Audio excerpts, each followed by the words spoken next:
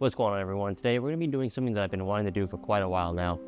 Back here we have a UNS 2-gallon cube with an ONF flat nano, and we're going to be building a simple cube scape with shrimp and pennywort. So I'm super excited to try this out. I've wanted to do this for a while.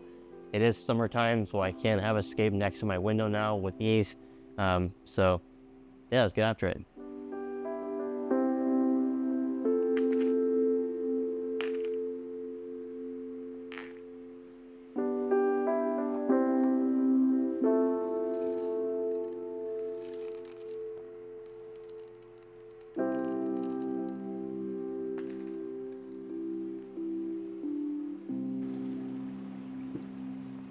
All right, so we have the tank all cleared out. I'm just gonna go ahead and wipe it down real quick.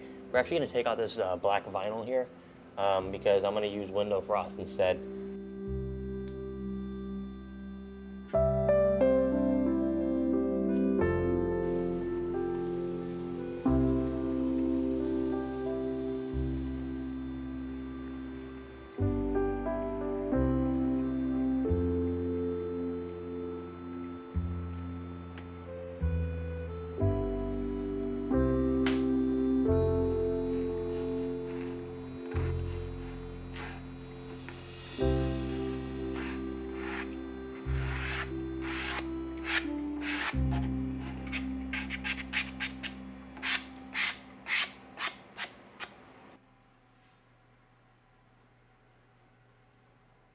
Okay, so we have our little cube placed back here.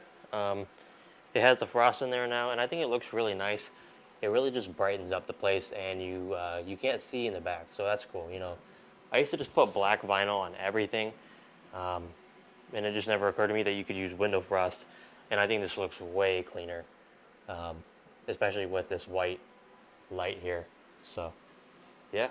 So what's next is we have this nice piece of Malaysian driftwood. And the plan is to have this sort of sticking out of the water. But obviously, it's kind of leaning against the glass, and it's just a little big for this. So I think what we're going to do here is I might go as far as to cut this entirely, so that way it's just flat here. And then it can just kind of sit flush on the bottom of the tank diagonally, and it'll be a lot easier to work with. So let's start cutting away, and yeah, let's see what we end up with.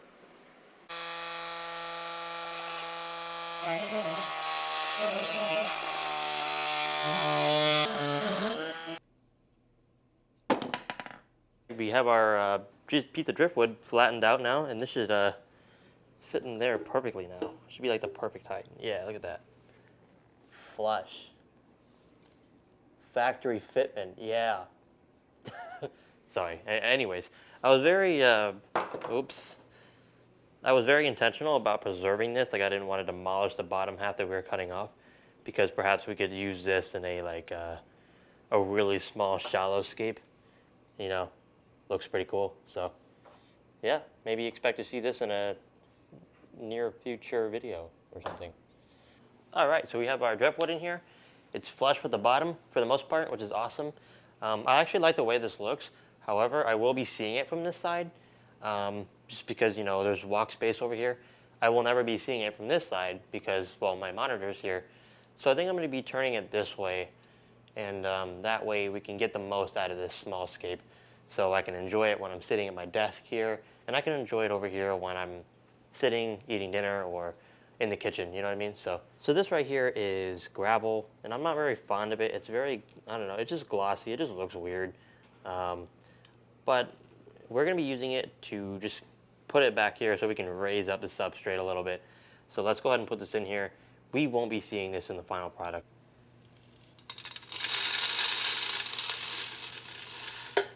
All right, so what we're going to do now is I'm just going to carefully brush all this towards the center, and that way we have stuff that we can put our hardscape on top of. And you know what? I'm not even going to lie. I think this actually looks pretty cool. These black pebbles look really good with this wood. I'm not going to lie. I think my main issue is just the glossiness of it.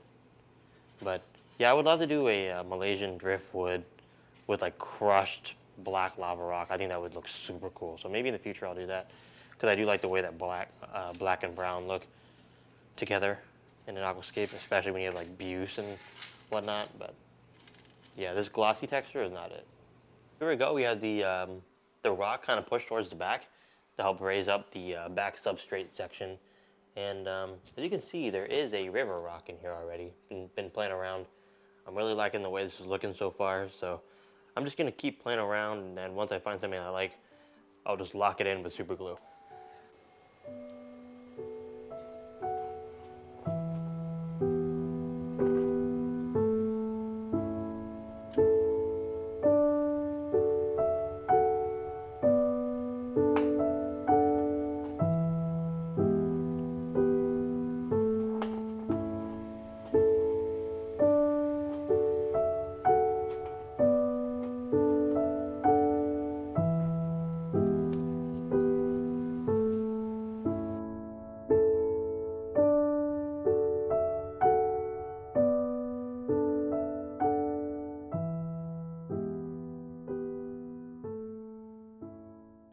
All right, so we have everything in place where we want it. We're just gonna go ahead and lock it in with tissue paper and super glue. You'll see in a sec how I do it. You basically just wedge it between the cracks and then soak up the paper with the glue, and it just forms a really strong bond. So, what's up, man?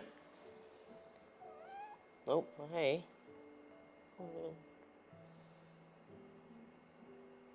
This is the cat that we're currently fostering. We'll probably keep him, but yeah, we're currently fostering him from some family members. He's a good boy. He's a good boy. Oh, look at him frowning. All right.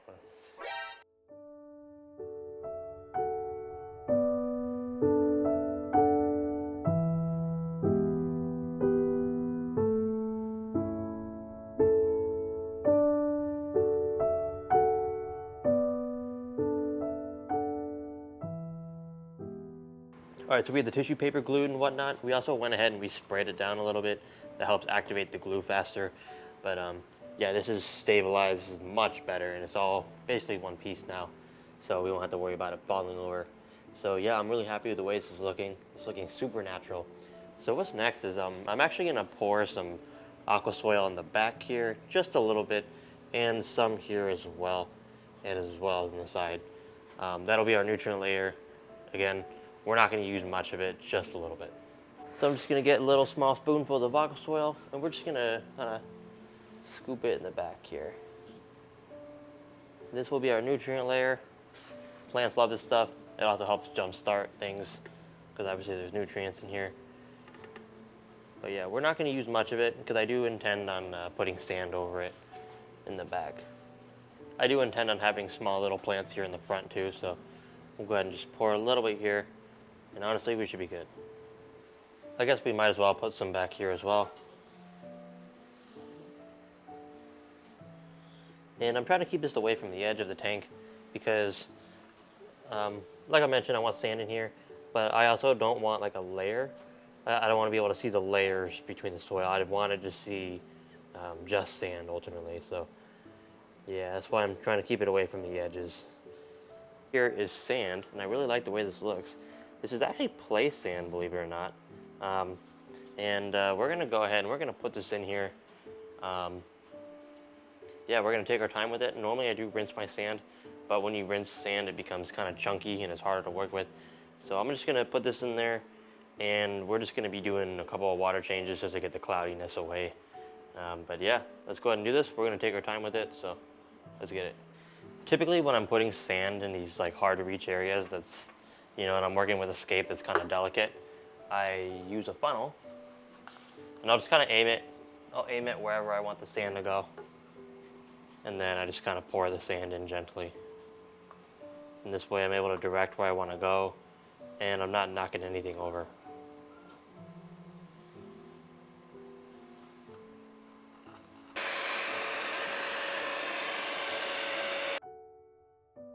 Not me making an enormous mess while trying to show you all how to do something. I really don't like sand. It's coarse and it's rough and it gets everywhere.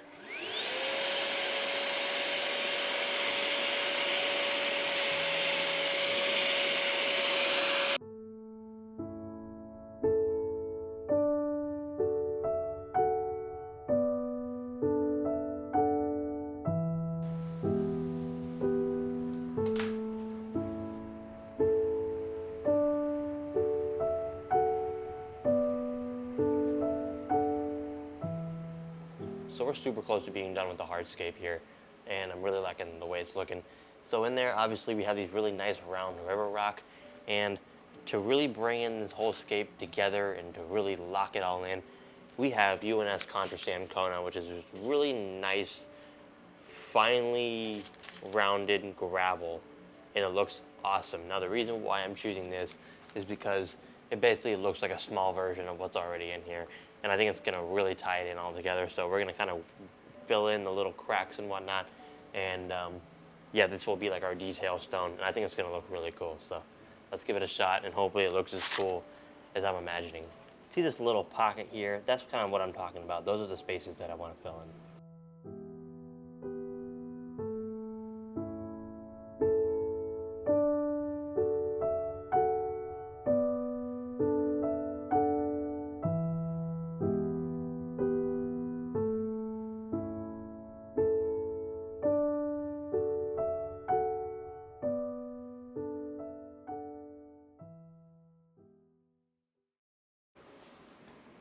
Okay, this is looking very nice in my opinion. Let me know what you think in the comments below. I'm really excited about it. It's the first time I've ever used those Kona rocks that UNS makes, and I think they're awesome. Um, so just before we get to putting plants in here, I'm gonna do an initial fill up, just like a test fill, because you know how sand is, especially when you use sand that is not pre-rinsed. When you go for that initial fill up, stuff does move around. So before I get too comfortable with this scape and before I put plants in here, let's do that initial fill up just to see what we're really working with, and then we'll be good to start putting plants in here. So we're gonna go ahead and add water very slowly and very carefully.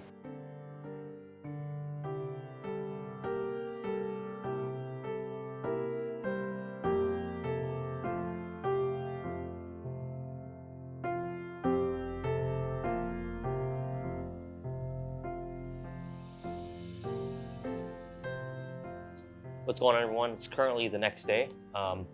Had a good evening to take a chance to just kind of look at the scape and just appreciate the hardscape for what it is before I started planting it.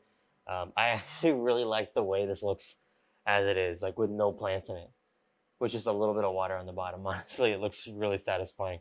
Um, Maybe we should do that at some point in the near future, just like a river rock hardscape heavy tank with floaters and maybe some plants growing out of the top. I think it looked really cool. But anyway, all right, folks, we're here at our little grow out shelf here. This is where I do immerse growth for all my plants.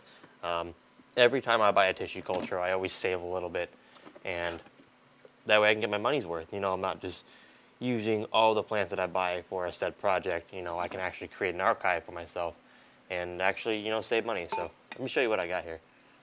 So we have some Anubias in here. This is looking really good. I think I'll take a Anubias for sure. We have some Buse in here as well. Can't go wrong. Nice little, yeah, nice little pieces of Anubias nana here. And last but not least, we have some Liliopsis brasiliensis, also known as microsword. I'd like to use this in the foreground. Yeah, as you can see, it's growing wild in there. So let's go ahead and take some of this too.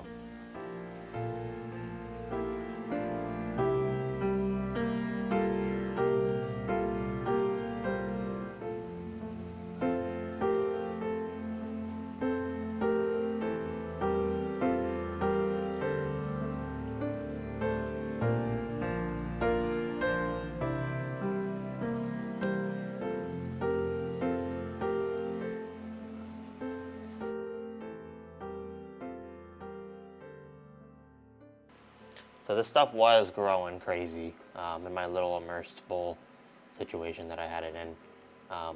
Granted, it might change a little bit.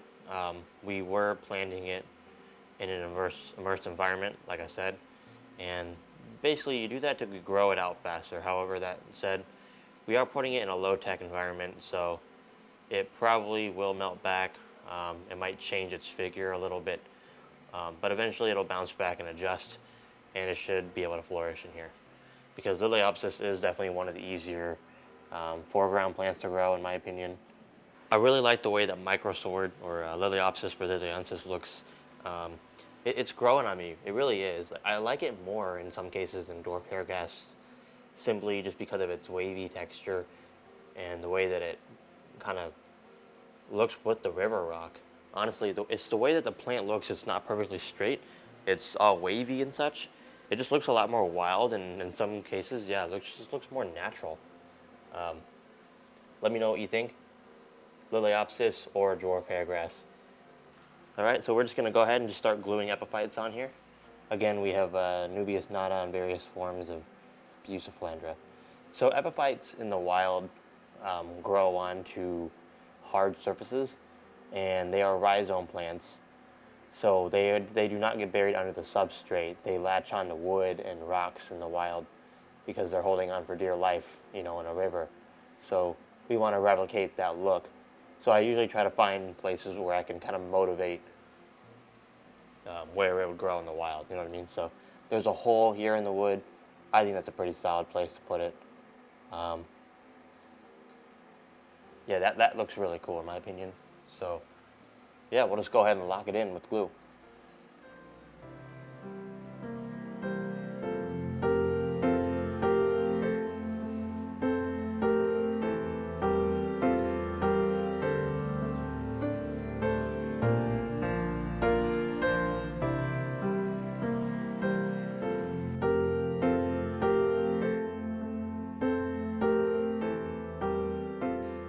Okay, so we have put quite the dent in this project. We have the hardscape made, the plants are all planted, everything is glued in together, and everything's looking really good. I'm super excited. But there's one more plant we need to put in here. All right, so here we are at the Endler Ecosystem tank. For those of you who have not watched this channel before, this is a nice 20 long low-tech tank that is grown on me. It's one of my favorite tanks that I own. And they are all hungry now, but we have some pennywort in here that has been floating in the top. So the reason why this plant has grown so quickly in such a short amount of time, it's been in there for roughly a month. It was about a fourth of the size. Yeah, it was much smaller than this, I'll tell you that much. But the reason why these plants do so well when they're floating is simply because of CO2 exposure. You know, when you have a plant that is fine with being floated rather than planted in the substrate, you know, they're going to take the nutrients from the water column first and foremost. Even though it's in a tank where there is no CO2 injection, it is at the surface of the water, which means it's first in line for any sort of gas exchange that this tank receives. So I think it'll do really well in this cube because that cube is on the smaller side. And even if we do plant this, it will be relatively close to the surface.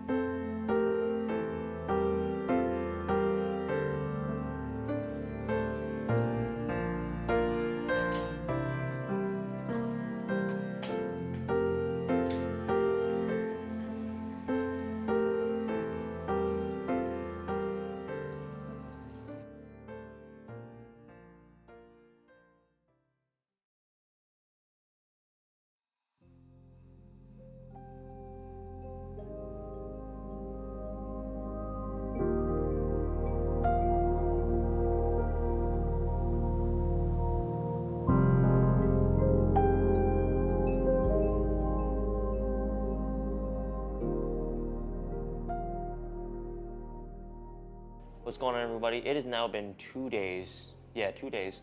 And as you can see, things have cleared up quite a bit. We did run a hang on the back filter. I don't anticipate for this to be a filter setup. I'm going to take the filter out at some point. But for the time being, I'm using it just to keep things circulated since there's no movement from livestock in there at the moment. And I also have some established biomedia in that filter as well from another tank. So that's only going to benefit us here in this situation. So when I originally planned this tank, I kind of anticipated for the pennywort to be like the dominant background plant, and it's not really working out in the way that I wanted it to.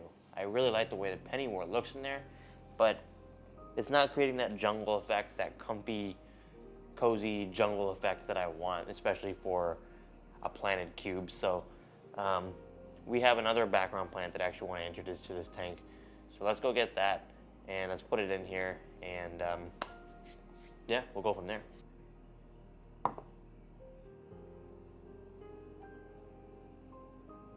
Okay, what we have here is some Sagittaria.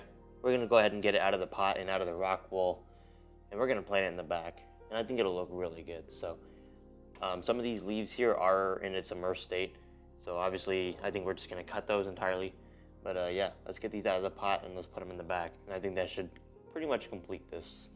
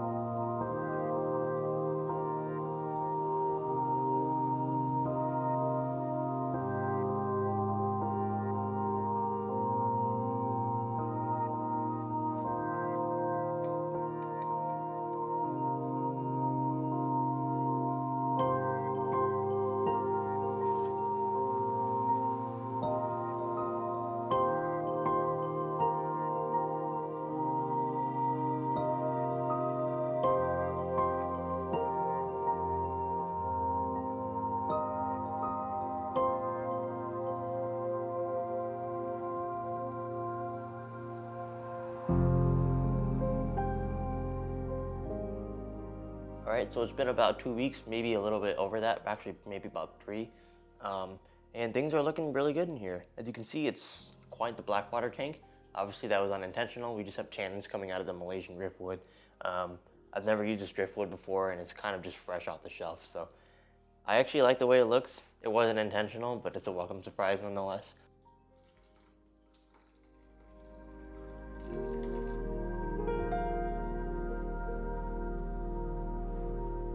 Alright, so a lot of the Sagittaria in here is growing really well. That being said, we do have some leaves in here that are still in its immersed state, and they're starting to die back, so I'm just going to cut them and remove them entirely. As you can see here is a piece of it that is, in its immersed state, and it's just, yeah, it's kind of melting back. So we're just going to cut all of these bits.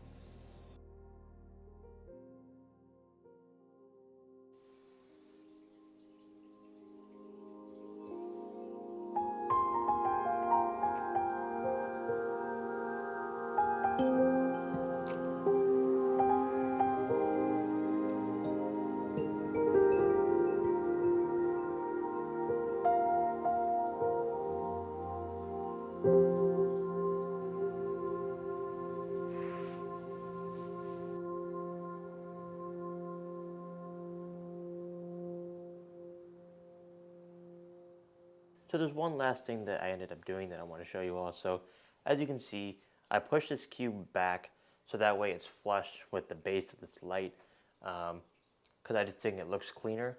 However, obviously, because of that, there's a bit of an overhang here, and I really don't like that. This was a relatively simple fix. I ended up taking some measurements, and I went ahead and created this little riser here in my 3D printer that is roughly 2.5 millimeters thick and 200 millimeters long. So yeah, this should fit perfectly flush in there. And there is a little bit of resistance when I'm putting it in because of the self-leveling mat, but that's good. So that way, this tank is now sitting completely on a flat surface. Alright, so we are pretty much done with this project. I must say I had a lot of fun doing this. It was really nice doing a smaller scape. Haven't done a small scape in a long time. Been doing mainly 20-gallon longs and just a bunch of other random stuff. So yeah, this was a really fun project, and I can't wait to see it grow in. So hope you all enjoyed this video, and I'll catch you all in the next one. Peace.